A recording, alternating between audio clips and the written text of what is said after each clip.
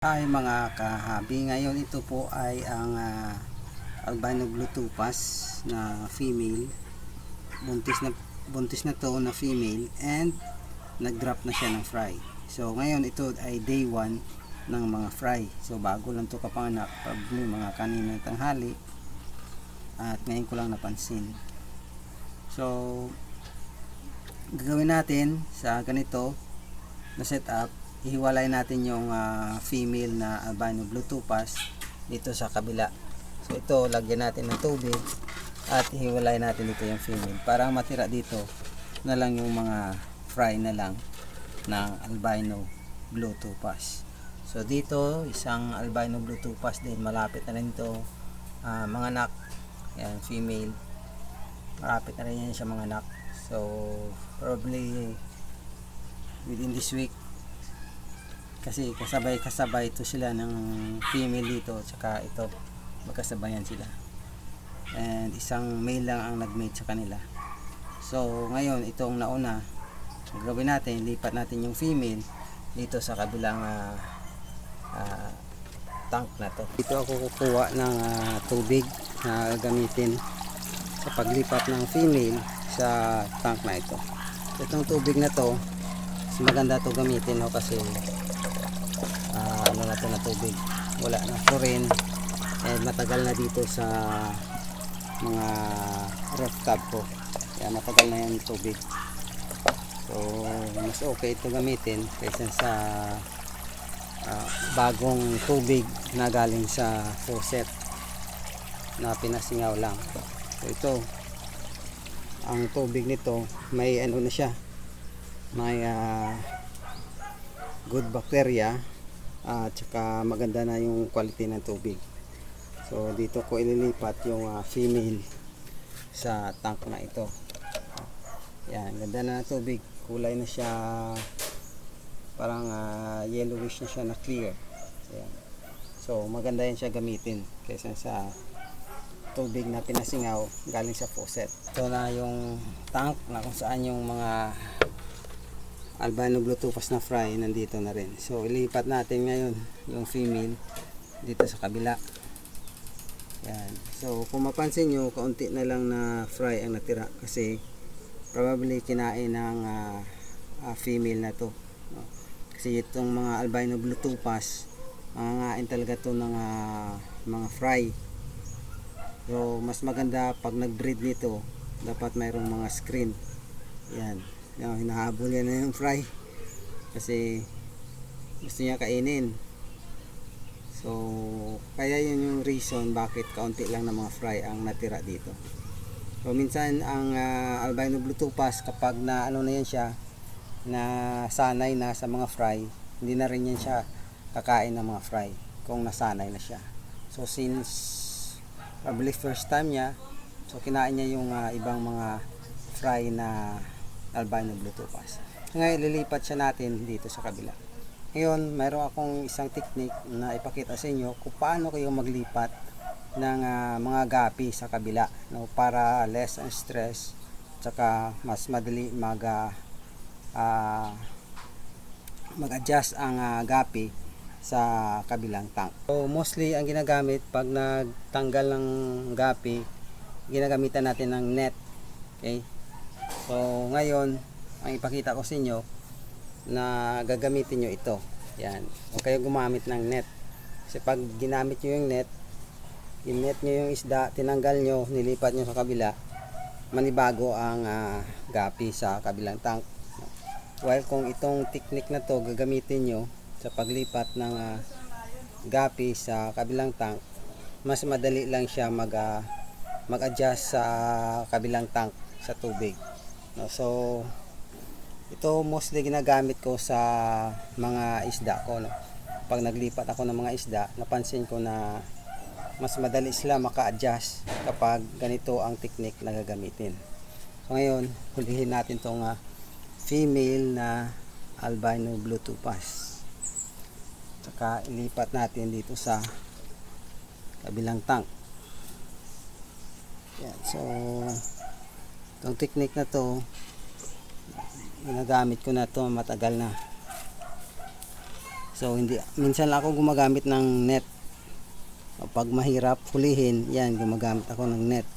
Pero mostly sa mga beta, mga gapi, ito ang ginagamit ko. Itong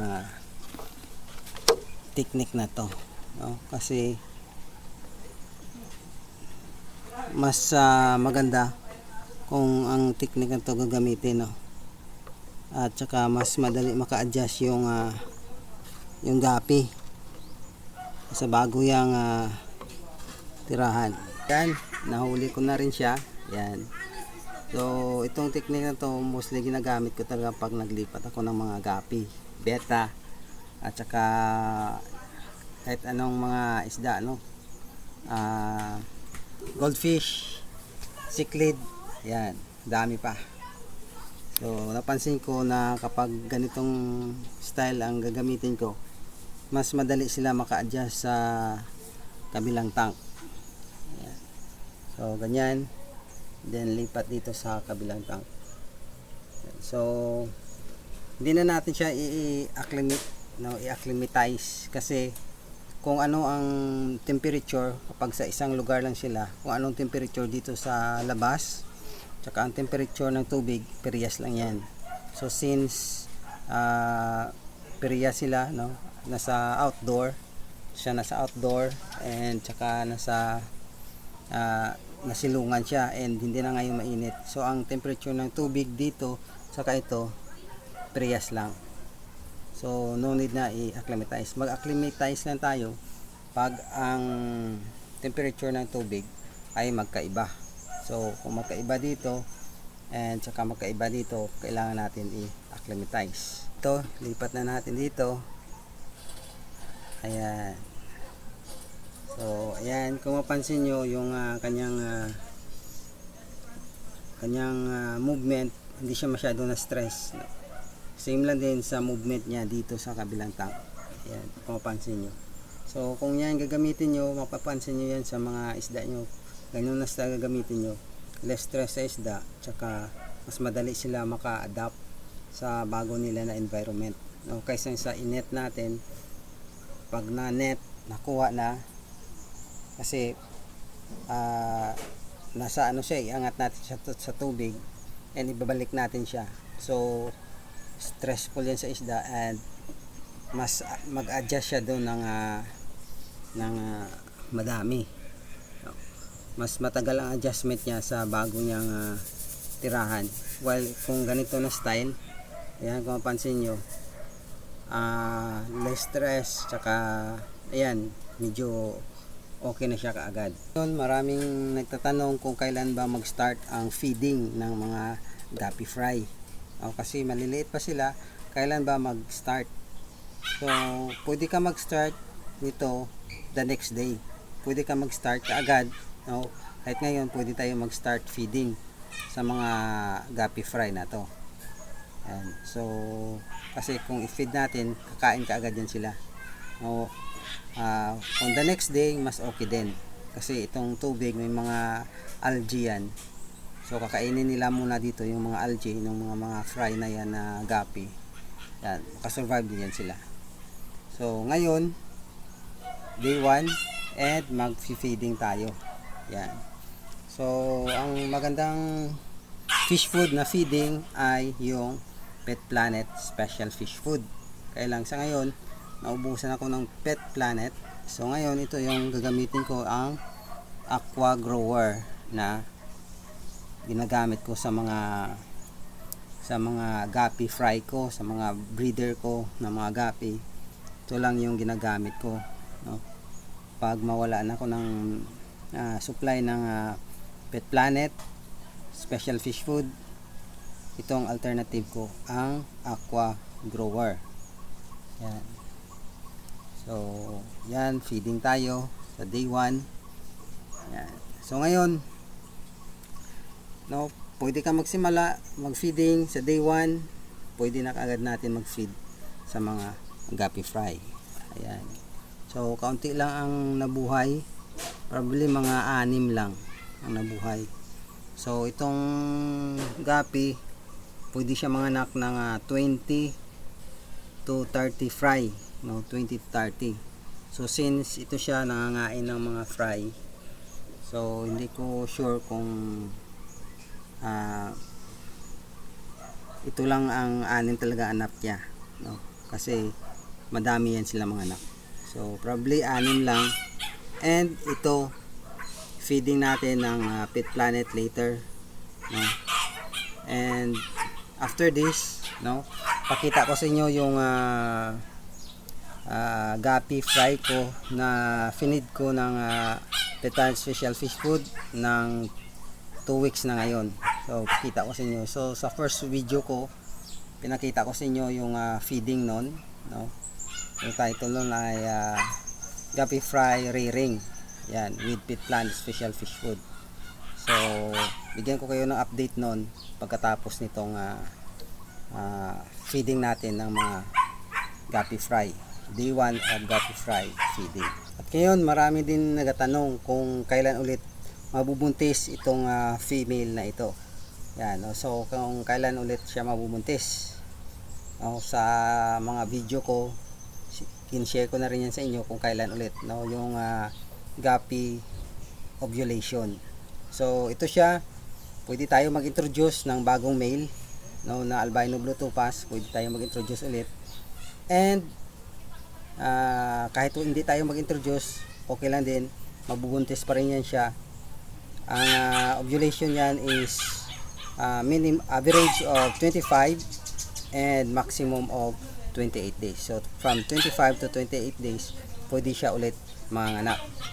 So ngayon para maging sure tayo na manganak siya within 28 days, mag-introduce tayo ng bagong albino blue topaz na male sa tank na ito. Dito na yung mga albino blue topaz ko. Yan, sa bago kong tank na setup. Yan, dito mga firetail, yan, marami yan. Albino blue topaz, red flamingo, saka HB red rose na females, and black dragon with molly. Yan, later share ko rin sa inyo ang pag-breed ng mga balloon molly ko. So ngayon dito kukuha tayo ng male na albino blue topaz. I-introduce natin doon sa female na bago lang kapanganak. So ito yung piliin natin. So anyway, kahit hindi to siya ganun kaganda, pwede na to siya makabuntis. Ayan. Ano na yan siya, aggressive na yan siya na male, tsaka ready to breed na yan siya na male. So ito yung i-introduce natin doon sa female na albino blue topaz para mag-breed siya ulit within 28 days. Ito na, i-introduce ko na siya dito sa female. So gano'n, no, na technique, maglipat kayo ng mga gapi, o gamitan nyo ng ganito, huwag kayo gumamit ng net. Yan, kasi pag nag-net kayo, mas stressful sa isda, at saka mas malaki ang adjustment ng isda sa bago yang tirahan. Unlike kung ganito na technique gamitin nyo, mas less stressful, at saka mas madali sila maka-adjust sa bago nilang tirahan. So ngayon ito na yung male, introduce natin dito sa bago kapanganak na female. Ayan. So hopefully within 25 to 28 days magkaroon tayo ulit ng mga gapi fry. So i-update ko kayo sa ano na to, no, sa breeding na to. Bigyan ko kayo ng update kung kailan talaga to siya manganak ulit. And ito, i-rear natin to feeding with Pet Planet Special Fish Food. Ipat na natin to sa kanilang lagayan. So dito, no, yan. So kung mayroong magtanong, no, sa technique na to na ginagawa ko, ito yung tinatawag na Dotamad gapi breeding technique. Bakit siya Dotamad tawag ko? Kasi ito siya tinamad na style ng pag-breed ng gapi, no? Hindi mo na kailangan mag water change every week. Ganyan lang setup mo, ganyan lang kasimple. Yan, no water change. Yan. Pero minsan cleaning din ng mga breeding tank na to. Ito na yung mga bagong panganak na mga albino blue tupas na guppy fry. Ayan, dito ko ilagay. So dito sa kabila, ito yung guppy fry rearing ko, no, with Pet Planet Special Fish Food. Ayan. So ito naman dito yung mga ano ko, yung grooming tank. Ayan. So with Pet Planet Special Fish Food din yan.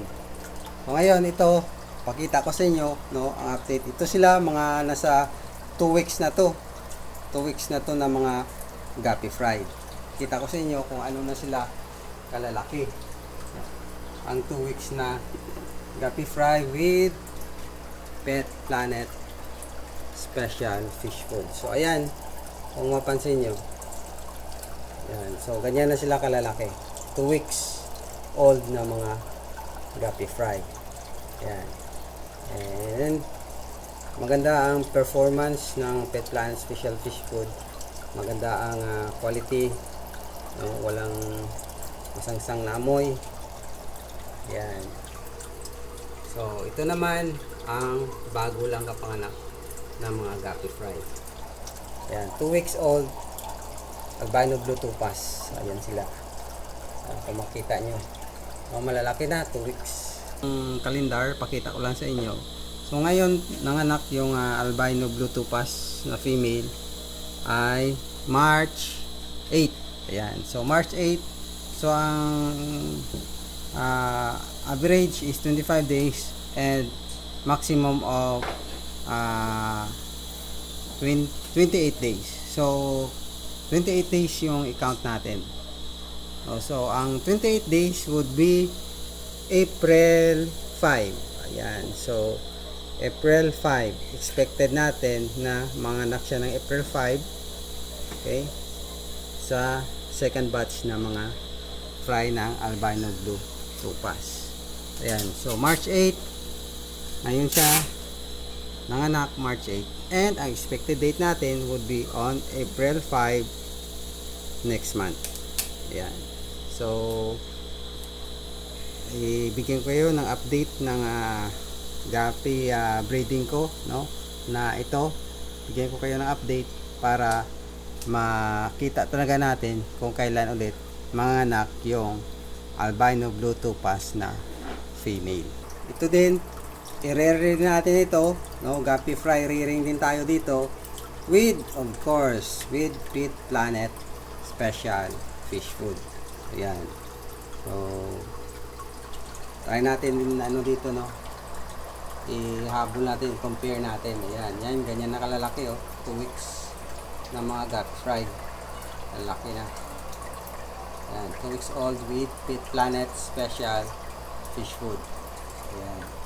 So kung mayroon kayong mga question o suggestion sa pag-breed ng mga guppy, comment nyo lang po sa ilalim ng video na ito. At para sa mga updates, huwag kalimutan mag-subscribe sa channel ko at i-click ang bell button para ma-notify kayo sa mga pinakabagong videos ko.